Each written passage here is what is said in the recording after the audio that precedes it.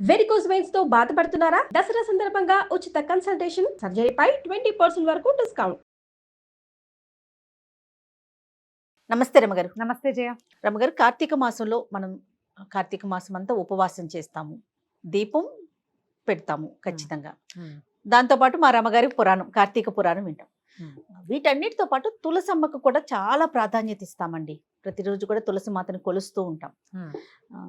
దీనికి సంబంధించి కొన్ని సందేహాలు ఉన్నాయి రమగారు. తులసి మాతకి ఉదయం పూట తులసి మాత ముందు దీపం పెట్టాలా, తులసికి సాయంత్రం పెట్టాలా?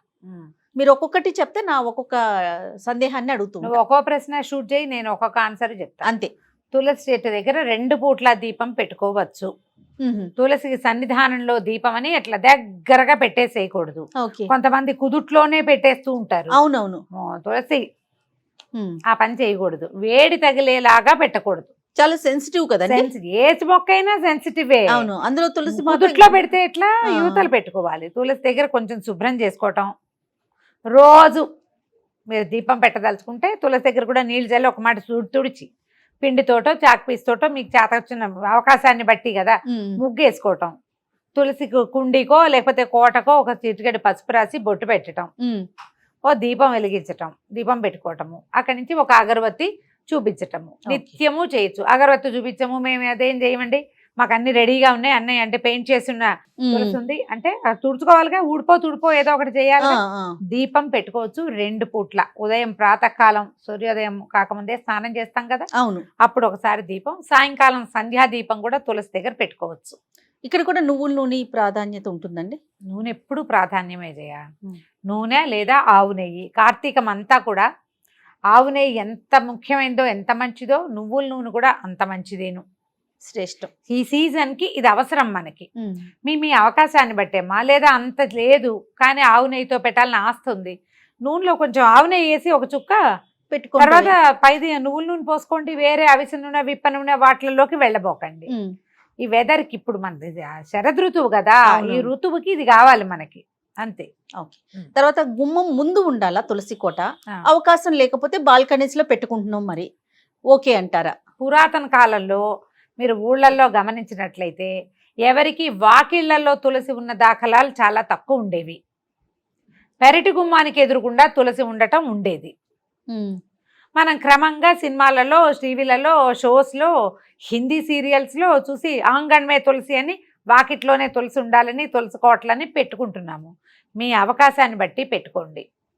మీరు పూజించటానికి వెసులుబాటు కావాలి. ఏదైనా పెట్టుకుంటే కనుక మేము పూజించము, దాని గాలి కావాలి మనకి. తులసి అలాగైనా సరే, వాకిట్లో నుంచి గాలి వచ్చే అవకాశం హెచ్చుగా ఉంటే వాకిలి వైపు, పెరటి వైపు నుంచి గాలి వస్తుందంటే ఆ వైపు. ఆ గాలి మన దాకా వచ్చేలా రావాలి. తులసి మీద నుంచి గాలి. తులసి రాత్రిళ్ళు కూడా ఆక్సిజన్ విడుస్తుందని చెప్తారు. ఇది సైన్స్ గా ప్రూవ్ అయిందో లేదో నాకు నిజంగా తెలీదు, కానీ చాలా మంది పెద్దవాళ్ళు ఏం చెప్తారంటే ప్రతి చెట్టు మామూలు సైన్స్ ప్రకారం పగలు ఆక్సిజన్ విడుస్తుంది, రాత్రిళ్ళు కార్బన్ డైఆక్సైడ్ విడుస్తుంది. కాబట్టి రాత్రిళ్ళు చెట్ల కింద పడుకోవద్దు.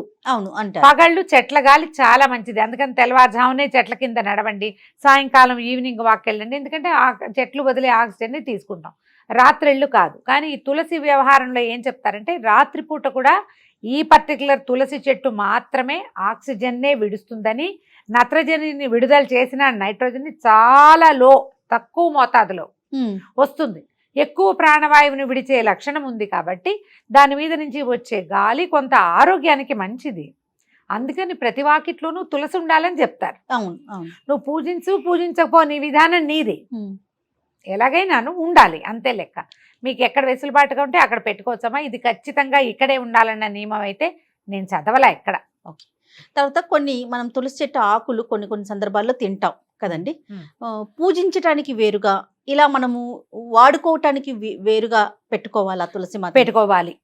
పెట్టుకోవాలి, అది నియమం. నువ్వు పూజించే చెట్టుని ఎలా పడితే అట్లా తెంపకూడదు. ఆ చెట్టు నుంచి ఆకులు కోసి నోట్లో వేసుకునే పని చెయ్యొద్దు. పూజిస్తాము, రోజువారీ తులసిలో ఒక శ్రద్ధగా నీళ్లు పోసుకుని ఆ నీళ్ళు నెత్తి మీద జల్లుకుంటాము. తులసి మాత మృత్తిక.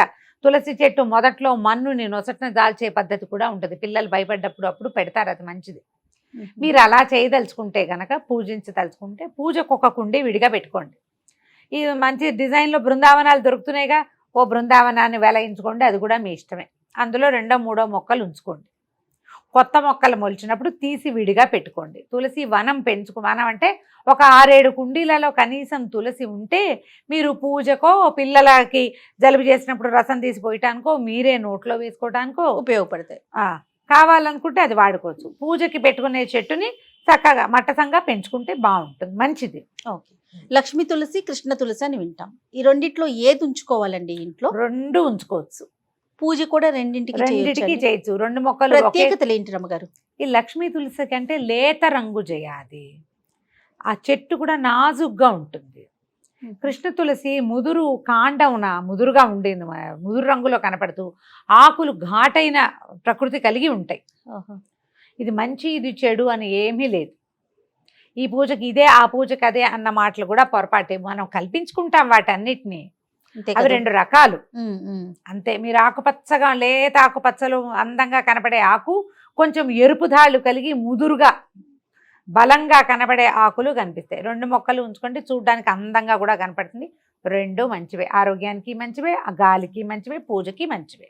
తర్వాత మొక్కకి మనము ప్రతిరోజు సాధారణంగా నీళ్లు పోస్తాం. అయితే ఏదో ఒక కామెంట్లో నేను చూసానండి, ఆదివారం తులసి చెట్టుకి నీళ్లు పోయకూడదు, ఎందుకంటే నారాయణ సేవలో ఉంటుంది కాబట్టి అనేసి. ఎందుకు మిగిలిన రోజుల్లో తులసి నారాయణ సేవలో ఉండదా? ఎక్కడి నుంచి వస్తాయమ్మా ఇలాంటివి? వారానికి ఒక్కరోజే ఆవిడ నారాయణ సేవ చేస్తుందని మనం ఎక్కడ చదివాం? ఏమో మరి, దేవి భాగవతంలో ఎక్కడా చదవలా, కార్తీక పురాణంలో ఎక్కడా లేదు. ఒక్కరోజు సేవలో ఉండటం ఏంటండి? ఒకరోజు నిరంతరము నారాయణ సేవలోనే ఉంటుంది ఆవిడ. అంతే కదా. నారాయణుడికి ప్రీతిపాత్రమైన చెట్టు అని కదా మనం చెప్పుకుంటున్నాము. వారంలో ఓ రోజే ఆయన వంతుకొస్తుంది అన్నట్టు చెప్తే ఎట్లాగా? అలాంటిది ఏం లేదమ్మా. తులసి చెట్టుకి రోజు నీళ్లు పోయిన, ఒక చెట్టు సంరక్షణ అంటే నిత్యము చెంబెడు నీళ్లు పోయకపోయినా చారెడు నీళ్ళైనా పోయాలి చెట్లకి. రోజు పోయొచ్చు నీళ్లు, ఏ తప్పు లేదు. దళాలు కోసేటప్పుడు కొంచెం ఈ రకమైన శంక కొన్ని చోట్ల కనపడుతుంది.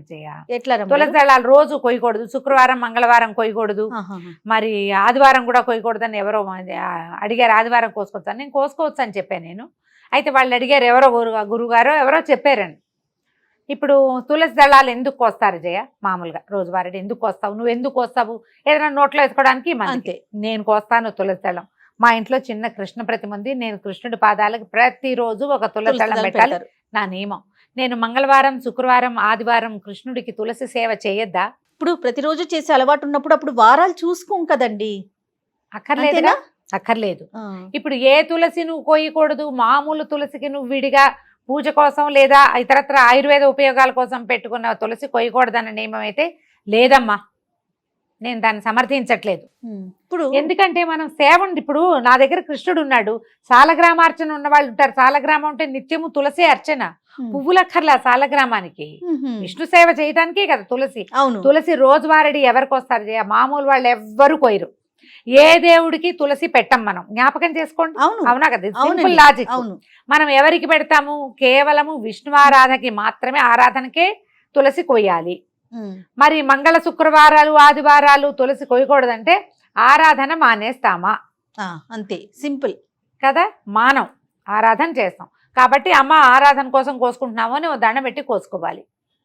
అయినా పూజకి వేరు, మనం ఇతరితర కార్యక్రమాలకి వేరుగా పెట్టుకుందాం అనుకున్నప్పుడు ఇంకా ఈ రోజులు లెక్క అవసరమే లేదు. విష్ణువారాధనకి నిస్సంకగా తులసిని కోసుకోవచ్చు. అయితే రాత్రిళ్ళు కోయొద్దని మాత్రం ఖచ్చితంగా చెప్తారు. రాత్రిళ్ళు తులసి కాదు, నువ్వు ఏ చెట్టు నుంచి ఏమీ కోయకూడదు. చెట్లు రెస్ట్ లో ఉంటాయి. వాటి నుంచి కార్బన్ డైఆక్సైడ్ రిలీజ్ అవుతూ ఉంటుంది, వాటి దగ్గరికి వెళ్ళకూడదు. అంతే. తర్వాత ఆడవారు కొయ్యకూడదు, మగవారు మాత్రమే కొయ్యాలనే మాట కూడా విన్నాను రమ్మగారు, ఇది కరెక్టేనా? ఇది వరకు చెప్పేవాళ్ళు జయ అట్లాగే. మగవాళ్లే కొయ్యాలి తులసి, ఆడవాళ్ళు కొయ్యకూడదని. తిథుల్లో కూడా కొన్ని తిథులు ప్రత్యేకంగా కొయ్యకూడదని ఉండేవి. మరి ఆ రోజున విష్ణువారాధన ఏం చేసేవాళ్ళో మనకు తెలియదు. అదేలే చెప్పేవాళ్ళు అట్లా. అమావాస్యలోను అక్కడ తులసి పడుకుంటుంది అని, ఆమె నిద్రించే కాలం అని కొయ్యకూడదని అనేవాళ్ళు. ఇప్పుడంతా తిథులు చూసుకుని ప్రవర్తించే వాళ్ళగా మనం చెప్పాల్సిన పని అయితే లేదు కదా. అవునా? ఇదివరకు మగవాళ్లే కొయ్యాలి, ఆడవాళ్ళు కొయ్యకూడదు అనేవాళ్ళు. ఇంట్లో మగవాళ్ళు ఎవరు, అలభ్యం వాళ్ళు ఎవరు లేరు, వాళ్ళు కొయ్యరు, ఈ పనులకి రారు. మన ఇంట్లో ఒక విష్ణు ప్రతిమో, ఓ వెంకటేశ్వర స్వామో, ఒక కృష్ణుడో, ఓ వెన్న కృష్ణుడో ఉన్నారు, వారికి ఒకటి సమర్పించాలని ఉంది. అప్పుడు ఏం చేస్తాం? ఓ నమస్కారం చేసుకుని అపరాధ శాస్త్రాన్ని క్రియంతే అహర్నిశమయ దాసోయమితి మామత్వ క్షమస్వ పరమేశ్వరి జనార్దన ఇది చెప్పుకుని కోసుకోవచ్చు.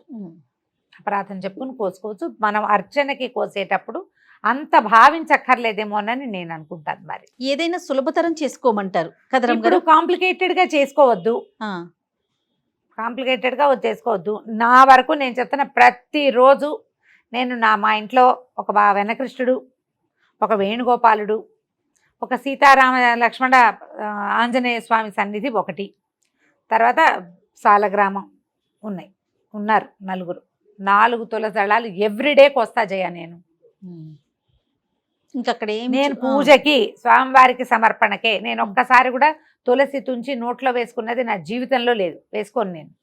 అర్చన అయిపోతుంది కదా, రేపొద్దున నిర్మాల్యం ఉంటుందా, పచ్చగా నవనవలాడుతూ ఉంటాయి. నిర్మాల్యం కళ్ళకద్దుకు నోట్లో వేసుకుంటా. ఇప్పుడు నేను చేసేదే కదా చెప్తున్నా, అంతేగా, నాకేం భయంగా లేదు. దండం పెట్టుకుని అర్చనకి కోసుకుంటున్నాము. వస్తేవ సుతం దేవని చెప్తూ కృష్ణుడికి సమర్పిస్తారు. ఆపదామ భారతారని చెప్తూ రాముడికి సమర్పిస్తారు. అంతే. 4 దళాలు కోస్తాను, ఎవ్రీడే కోస్తాను నేను. మనకు అవకాశం ఇవ్వమ్మా. మనకి ఇంట్లో వాళ్ళు లేరు, వాళ్ళు చెయ్యరు, వాళ్ళు వెళ్ళిపోతారు, మనమే ఉంటాము. ఇప్పుడు సిద్ధాంతం ఒకటి ఉన్నది. పాత రోజుల్లో అలా చేసేవాళ్ళు, కానీ ఇప్పుడు అది సాగటం లేదు. కుదరాలి కదా. ఇప్పుడు మానేసే బదులు అపరాధం ఏదో చెప్పుకుని చేసుకోవచ్చు కదా. అంతేగా చేయొచ్చుగా. నాకు పూజించే తులసి అలా ప్రత్యేకంగా లేదు.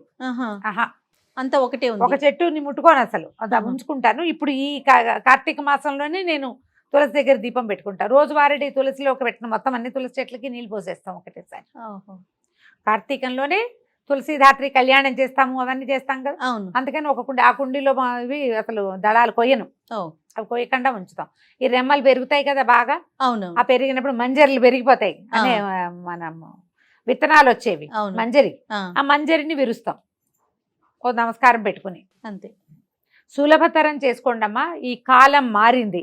దీన్ని కాంప్లికేటెడ్గా చేసుకుని ఏవో అక్కర్లేని టెన్షన్లు డెవలప్ చేసుకుని వాటిని మానసిక సమస్యలుగా పరిణమించుకుని చెయ్యొద్దు. రైట్. అంతే. ఓకే రమ్మ గారు, నమస్తే. నమస్తే జయ.